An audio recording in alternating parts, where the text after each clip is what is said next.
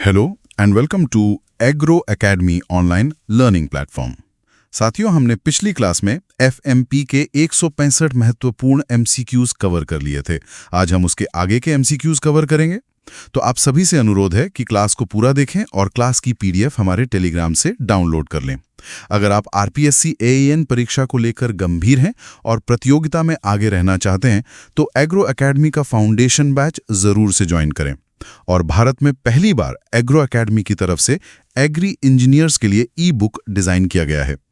Demo PDF के लिए दिए हुए नंबर पर एसएमएस करें और पाएं 2 दिन का फ्री ट्रायल। तो आज ही ज्वाइन करें, लिंक वीडियो के डिस्क्रिप्शन में दिया गया है। अब क्लास में आगे बढ़ते हैं।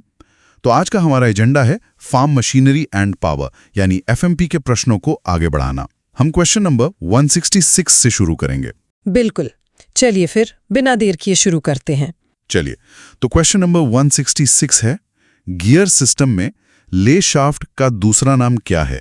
इसका सही जवाब है काउंटर शाफ्ट। Counter shaft. हाँ, ले शाफ्ट और काउंटर शाफ्ट मतलब एक ही चीज है। गियर बॉक्स में इसका बहुत जरूरी रोल होता है। अच्छा, वो क्या? ये बेसिकली क्लच शाफ्ट से पावर लेकर मेन शाफ्ट तक पहुंचाता है और ये मेन शाफ्ट के पैरेलल यानी समानांतर चलता है। ओके, तो पावर ट्रांसमिशन का एक अहम हिस्सा है ये। एग्जैक्टली। ठीक है, अगला सवाल लेते हैं। Question number 167, fuel injection drive gear किससे चलता है? ये चलता है कैम शाफ्ट से। Cam shaft? देखिए, इंजन में टाइमिंग ही सब कुछ है। वॉल्व कब खुलेगा, फ्यूल कब इंजेक्ट होगा, ये सब परफेक्ट होना चाहिए। सही है। और कैम शाफ्ट ही वो मास्टर कंपोनेंट है जो क्रैंक शाफ्ट से जुड़कर वॉल्व और फ्यूल इंजेक्शन दोनों की टाइमिंग को कंट्रोल करता है। मतलब ये इंजन का ट्रैफिक कंट्रोलर जैसा हो गया। हाँ, कह सकते हैं। चलिए, क्वेश्चन नंबर 168 पर आते हैं। वॉल्व क्लियरेंस को और क्या कहा जाता है? इसे टैपेट क्लियरेंस भी कहते हैं। टैपेट क्लियरेंस, ये होता क्या एक्चुअली? ये वाल्व स्टेम और रॉकर आर्म के बीच का एक बहुत छोटा सा गैप होता है। गैप? लेकिन पुर्जों के बीच गैप क्यों छोड़ते हैं? बहुत अच्छा सवाल है। देखिए, इंजन जब गर्म होता है तो मेटल फैलता है, थर्मल एक्सपेंशन होता है। हाँ, होता है। अगर ये गैप नहीं होगा तो गर्म होने पर वाल्व पूरी तरह बंद नहीं हो पाएगा, वो अपनी सीट पर ठीक से बैठेगा नहीं और कंप्रेशन लीक होगा। अच्छा, तो ये गैप एक तरह का सेफ्टी मार्जिन है। बिल्कुल।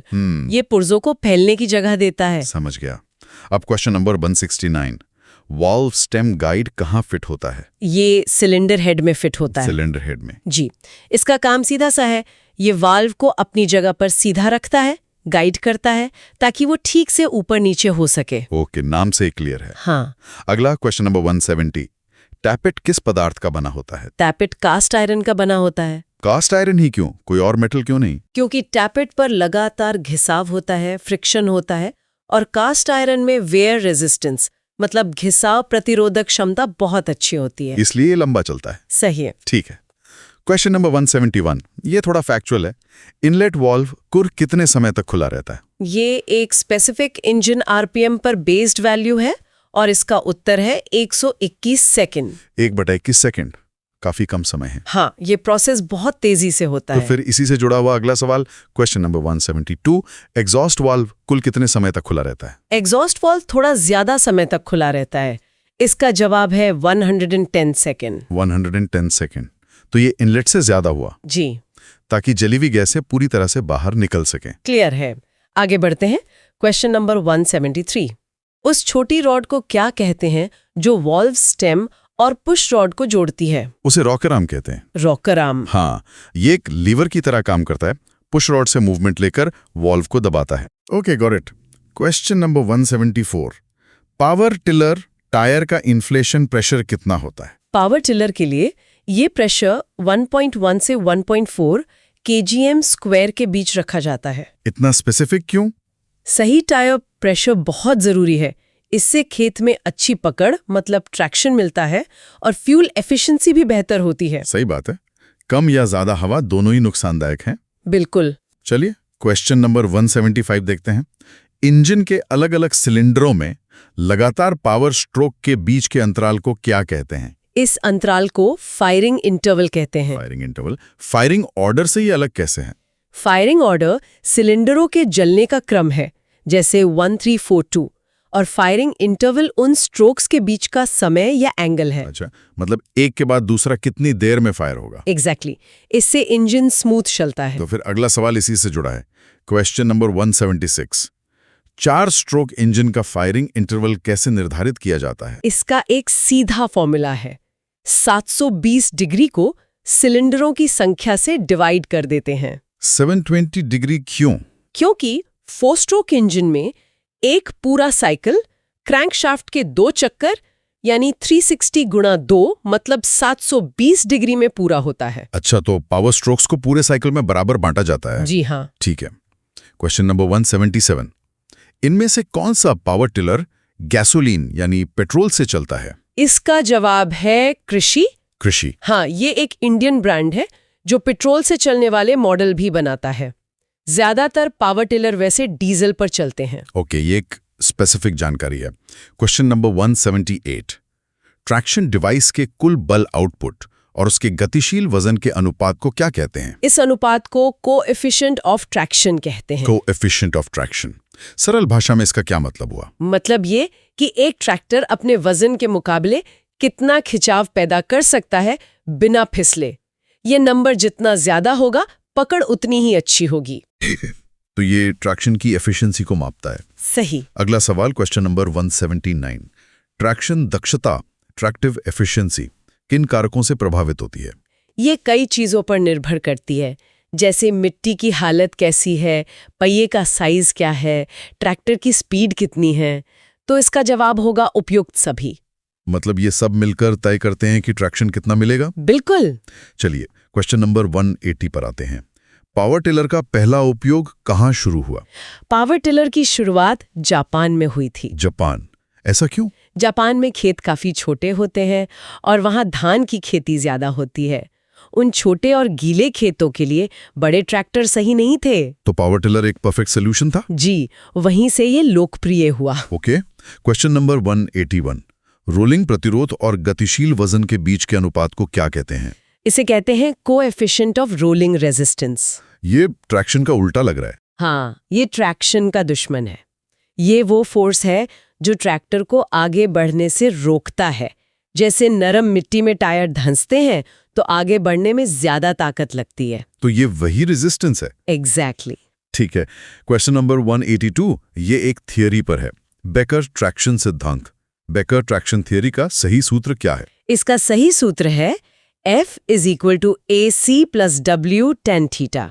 ये तो काफी कॉम्प्लेक्स लग रहा है। हाँ, ये ऑफ-रोड व्हीकल्स के लिए सॉइल मैकेनिक्स का एक जरूरी समीकरण है।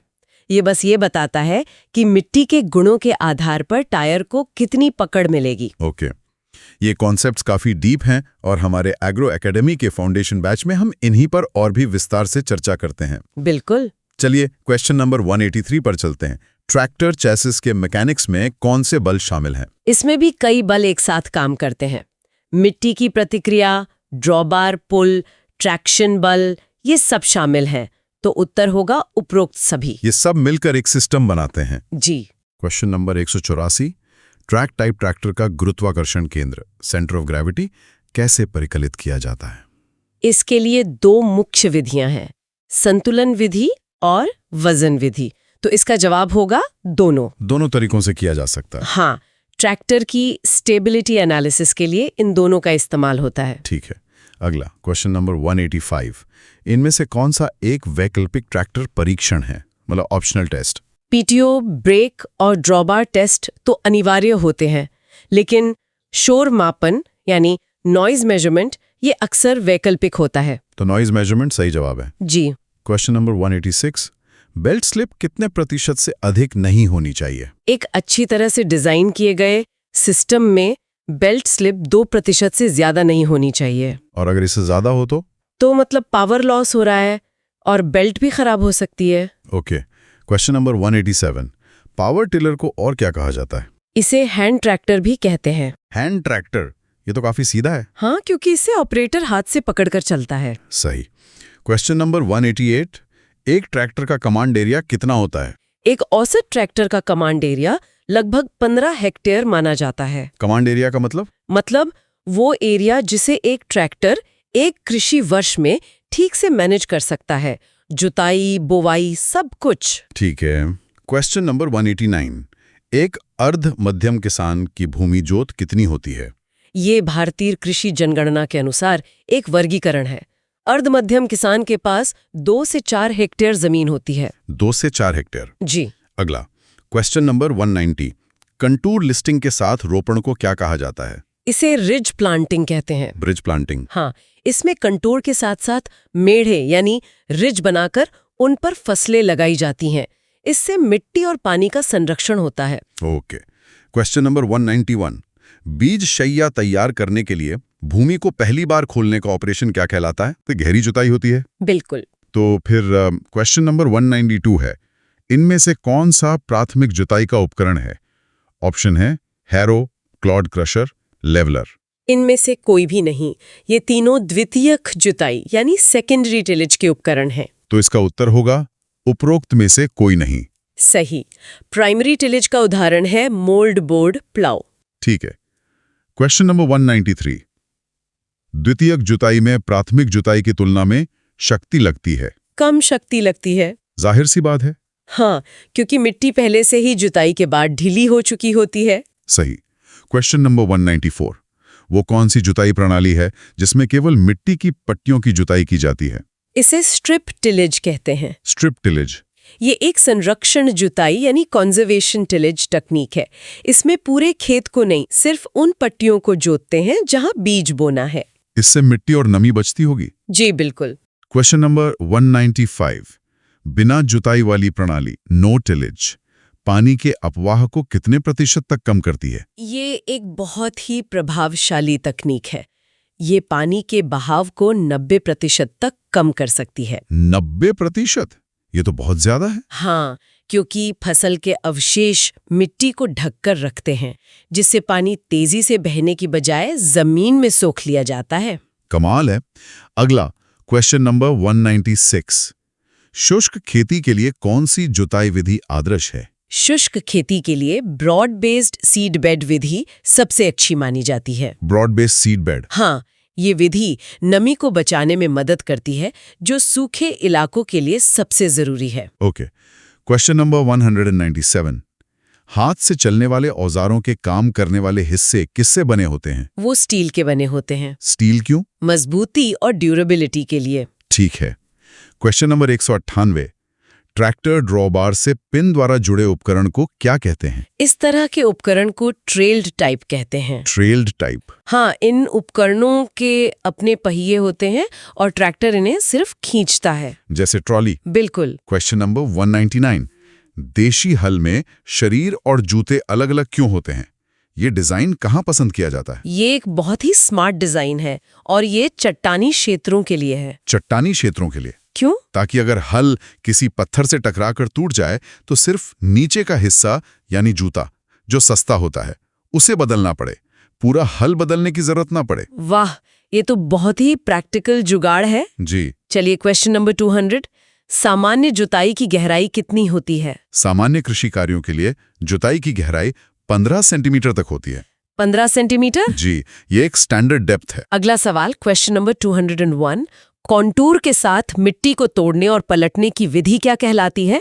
इसे कॉन्टूर टिलेज कहते हैं। Contour tillage. हाँ, ढलानों पर मिट्टी के कटाव को रोकने का ये एक बहुत प्रभावी तरीका है। ठीक है। Question number 202।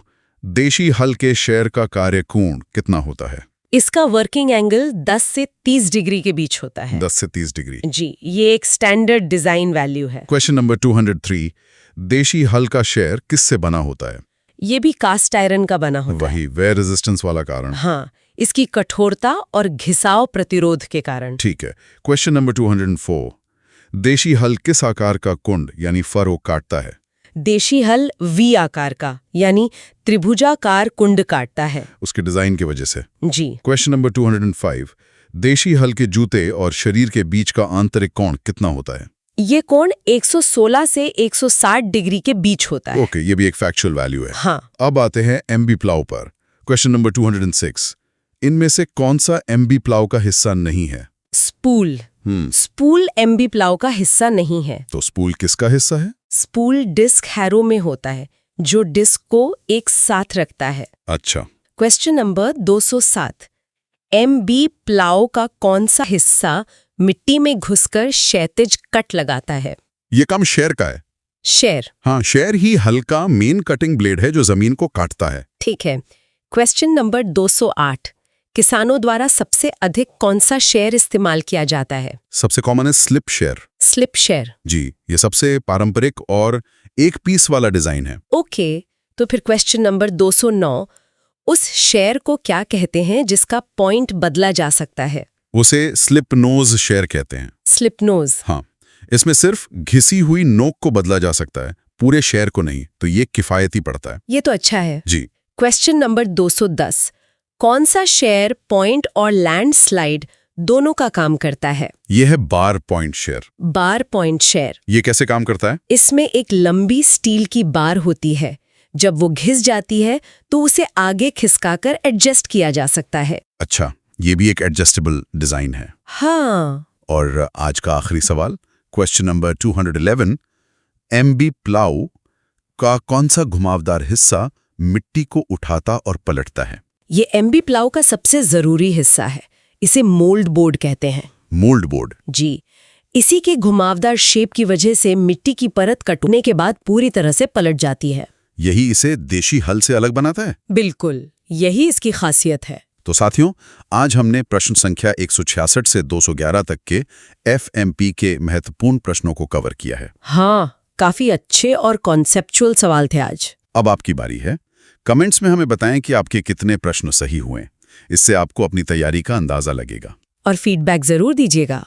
और हाँ, अगर आप चाहते हैं कि हम इस MCQ श्रृंखला को जारी रखें तो कृपया कमेंट्स में ये जरूर लिखें। आपके फीडबैक के आधार पर ही हम अगला सेशन प्लान करेंगे। तो आपके फीडबैक के आधार पर हम अगला सत्र जल्द ही लाएंगे।